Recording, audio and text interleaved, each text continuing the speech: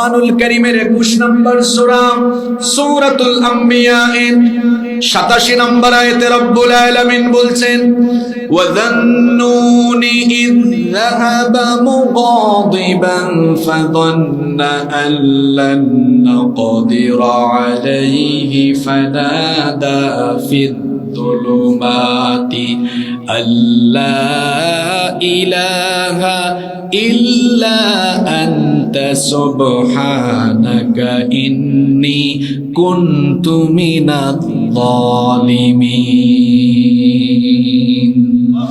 আল্লাহ তাআলা বলছেন ওয়াজান্নুন, আর স্মরণ করো মাছওয়ালা নবীর কথা।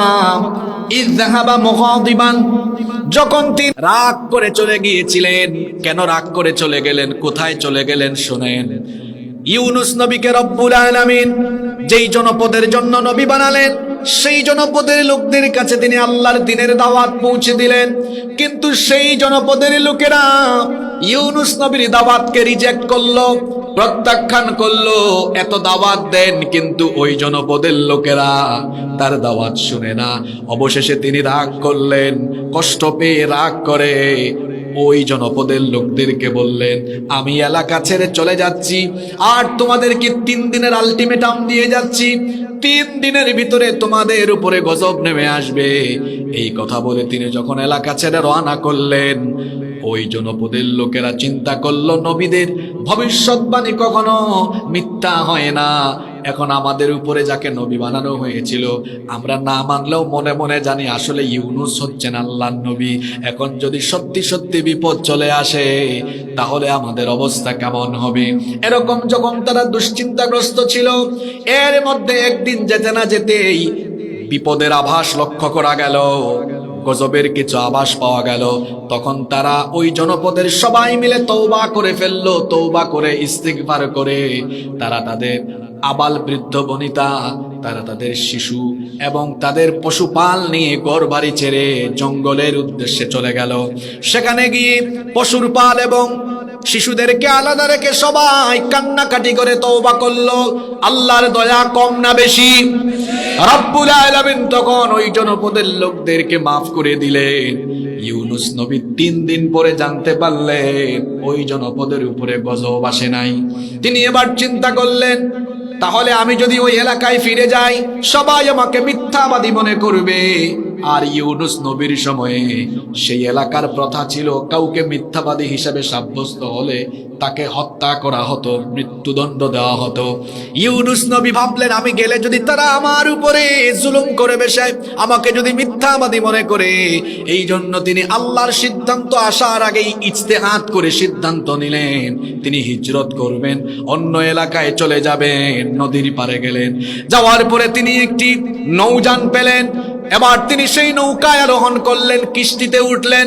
নৌকায় ওঠার পরে, কিস্তিতে উঠার পরে নৌকা যখন চলাচল শুরু করলো, হঠাৎ করে মাঝ দরিয়ায় নদীপথে হঠাৎ করে এবার নৌকা ঝড়ের কবলে পড়ে গেল। নৌকা ডুবি ডুবি অবস্থা। নৌকার চালক বললেন, মানুষ বেশি হয়ে গিয়েছে, একজনকে নৌকা থেকে নামিয়ে দিতে হবে। কে নৌকা থেকে নামবেন, কাকে নামানো হবে? কেউ তো নামতে চায় না। এবার লটারির আয়োজন করা হলো। প্রথমবার লটারিতে ইউনুস নবীর নাম উঠলো। দ্বিতীয়বার লটারি করা হলো, দ্বিতীয়বার ইউনুস নবীর নাম উঠলো। তৃতীয়বার লটারি দেওয়া হলো, তৃতীয়বার ইউনুস নবীর নাম উঠলো। কিন্তু ইউনুস নবীর চেহারার দিকে তাকায়া বাকিরা কিংকর্তব্য বিমূঢ়। কারণ নবীদের চেহারার মধ্যে একটা মায়া আছে না নাই? আল্লাহওয়ালা মানুষদের চেহারায় একটা মায়া থাকে। দেখবেন যারা 5 ওয়াক্তের নামাজি, সব সময় সৎ কাজ করে, ভালো কাজ করে, চেহারার দিকে তাকালেই ভালো লাগে, মায়া লাগে। এই ধরনের মানুষদের দিকে তাকায়া থাকতেও মন চায়। কিন্তু যারা রাতের বেলা গাঁজা খায়, নারী নিয়ে শুয়ে থাকে, অসভ্য আর অন্যায় কাজে থাকে, এই সকল লোকদের টাকা পয়সা থাকলেও চেহারাটা দেখতে চোরের মতো লাগে। নৌকার অন্যান্য প্যাসেঞ্জাররা ইউনুস নবীর দিকে তাকায়া কিংকর্তব্য বিমূঢ়। এই লোকটাকে কেমনে ফেলে দিব? ইউনুস নবী বললেন, চিন্তা করো না, যেহেতু আমার নাম 3 বার উঠেছে, আমি নিজেই নৌকা থেকে ঝাঁপ দিব। নৌকা থেকে তিনি ঝাঁপ দিলেন, একটা বড় মাছ তাকে গিলে ফেললো। ইউনুস নবী আবার কয়েদখানার মতো একটা জায়গায় মাছের পেটে বন্দী হয়ে গেলেন। কোন রিওয়ায়াতে এসেছে তিনি তিনটা অন্ধকারের মধ্যে নিপতিত হয়েছিলেন। যারা সমুদ্র বিজ্ঞান নিয়ে পড়াশোনা করেছেন তারা জানেন সাগরের অতল তলদেশ হলো বহু অন্ধকার। একটা অন্ধকার হলো রাতের অন্ধকার, 2 নাম্বার অন্ধকার হলো সাগরের তলদেশের অন্ধকার, 3 নাম্বার অন্ধকার হলো মাছের পেটের ভেতরের অন্ধকার।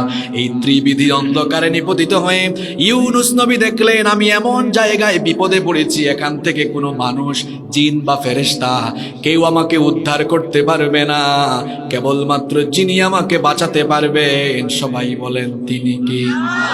তখন তিনি মাছের পেটের ভেতর থেকে আল্লাহ তাআলার কাছে ফরিয়াদ করলেন। এই দোয়াটা ছোট বড় সবার আপনাদের মুখস্থ আছে, যেটাকে আমরা দোয়ায়ে ইউনুস বলি। সবাই আমার সঙ্গে মহব্বতে পড়েন। ইউনুস নবী তখন আল্লাহর কাছে ফরিয়াদ করলেন, লা ইলাহা ইল্লা আনতা সুবহানাকা ইন্নী কুনতু মিনাজ জালিমিন। তুমি ছাড়া কোনো ইলাহা নাই, তুমি ছাড়া কোনো মাবুদ নাই, আমি তো জালেমদের অন্তর্ভুক্ত হয়ে গিয়েছি, জুলুম করে ফেলেছি, অবিচার করে ফেলেছি। আল্লাহ তুমি আমাকে এখান থেকে উদ্ধার করো। আল্লাহ তাআলা বললেন, আমার ইউনুস সাগরের অতল তলদেশে মাছের পেটের ভেতর থেকে যখন চিৎকার দিল, তার চিৎকার ফরিয়াদ আসমানের কেউ শুনে নাই, মহাশূন্যের কেউ শুনে নাই, নভুমণ্ডল ভূমণ্ডলের কেউ না শুনলেও আমি আরশের মালিক আল্লাহ আমার ইউনুসের ফরিয়াদ শুনেছি। শোনার পরে আমি সঙ্গে সঙ্গে জবাবও দিয়েছি, ফাস্তাজাবনা লাহু ওয়া নাজ্জাইনাহু মিনাল গাম্মি ওয়া কাযালিকা নুনজিল মুমিনিন। আল্লাহু আকবার।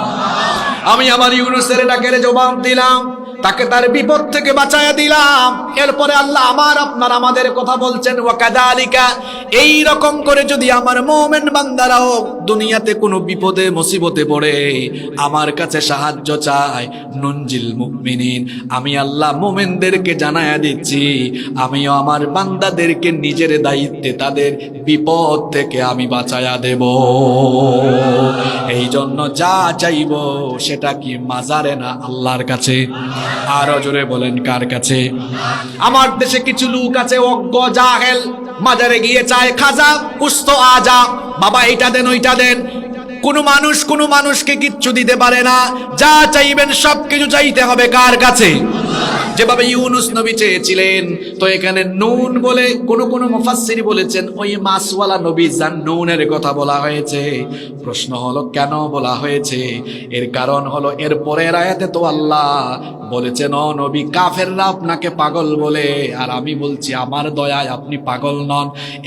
এরপরে এই কথা বলতে গিয়ে প্রথমে নুন আল্লাহ এজন্য বলেছেন, যেভাবে করে ইউনুস নবী দাওয়াতি ময়দান ছেড়ে দিয়েছেন, ওভাবে আপনি দাওয়াতি ময়দান ছেড়ে দিবেন না। দাওয়াত দিতে গিয়ে যদি কেউ কথা না শুনে পাগল বলে গালিগালাজ করে, তখন আপনি রাগ করে ইউনুস নবীর মতো ময়দান ছেড়ে দিবেন না। ময়দানে যত জুলুম আসবে, নির্যাতন আসবে, নিপীড়ন আসবে, ধৈর্য ধরে ময়দানের উপরে টিকে থাকা লাগবে। কথা কি বোঝা যায়? আল্লাহু আকবার।